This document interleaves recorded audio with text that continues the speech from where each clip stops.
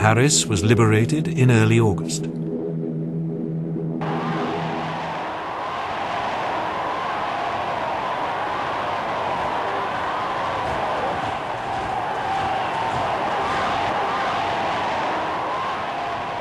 The Germans were retreating on all fronts, and occupied German territory was overrun by the Allies or the Russians. Yugoslavia, Hungary, Bulgaria, Romania all fell. By August the 30th, Montgomery's 21st Army Group had reached the Somme Valley and was ready to push into Belgium.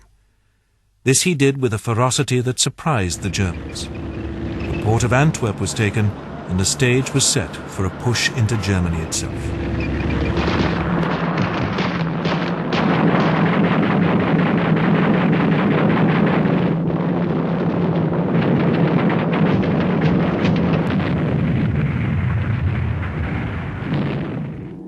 For the last few months, Germany had been bombed around the clock by the 8th Air Force during the day and the RAF at night.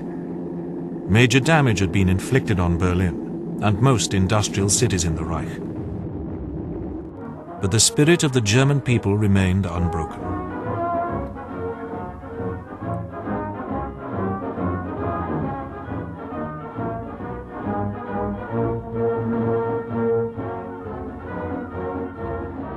At the beginning of October 1944, the Allies launched their first full-scale attack on the German west wall defences around Aachen. And by the 21st of October, the first German city had fallen to the Allies.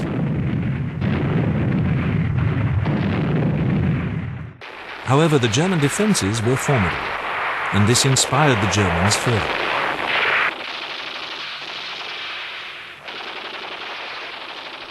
Hitler was planning a counterstrike. The Allied lines were spread thinly in some areas, and he decided on a second attack through the Ardennes. He expected his forces to achieve the element of surprise, break through Allied lines, and advance to capture the port of Antwerp. The generals were highly sceptical. Sepp Dietrich, commanding 6th Panzer Army, one of Hitler's most loyal supporters, went on record as saying that all Hitler wanted him to do was to cross a river and then go on to take Antwerp with reformed divisions made up of kids and old men and at Christmas, and this through the worst part of the Ardennes in the worst possible weather. In the fog on the 16th of November, the attack was launched, preceded by artillery fire as well as V-1 and V-2 launches. Half the forces available to the Germans on the Western Front poured out of the Ardennes forest. The 5th Panzer Army penetrated 60 miles into the American lines on a 30-mile wide front. The 2nd Panzer Division reached within 4 miles of the River Meuse. The attack created a bulge in the Allied lines, giving the Ardennes offensive its name for posterity, the Battle of the Bulge.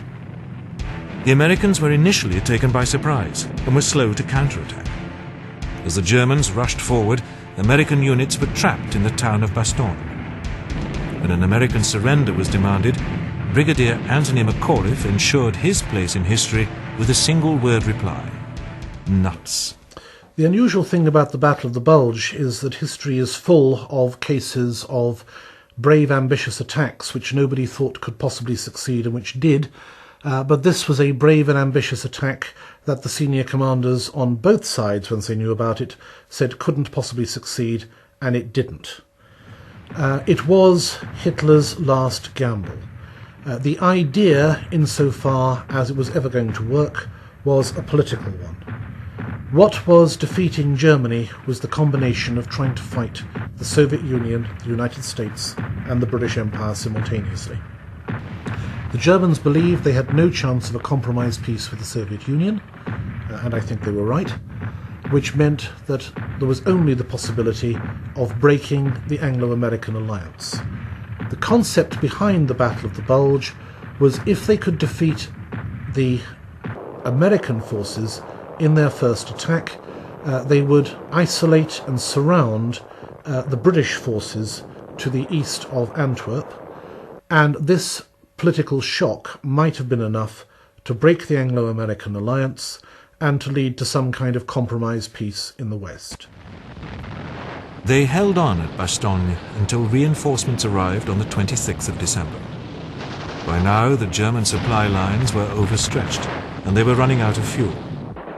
On the 3rd of January 1945, the Allies counterattacked, and 5 days later the Germans withdrew. Hitler's last gamble and the last major offensive of the Third Reich was over. The result of this is that the Germans have used up their last industrial resources and their last trained troops in making this offensive of December 1944.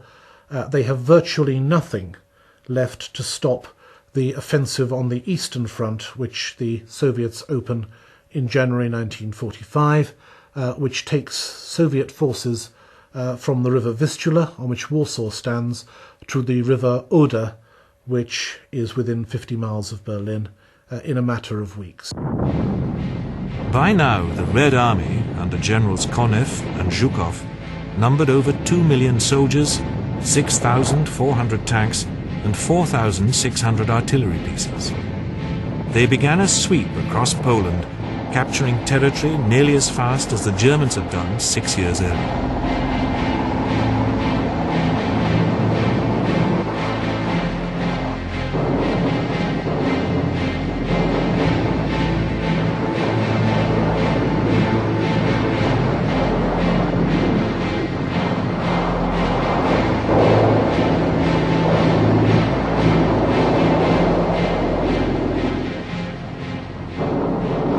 As the Red Army advanced, captured German civilians would face the full horrors of the battlefield. Revenge for the harsh treatment of Russian civilians was cruelly meted out. Thousands of civilians were butchered, tortured, and raped. Colonel Hans von Gluck told the men of the German 125th Regiment, "Forget all the slogans about a 1,000-year Reich and the final victory that must be ours. From now on, we are fighting solely for survival, for our homeland, our wives, mothers, and children, whom we want to save from a fate that none of us can imagine."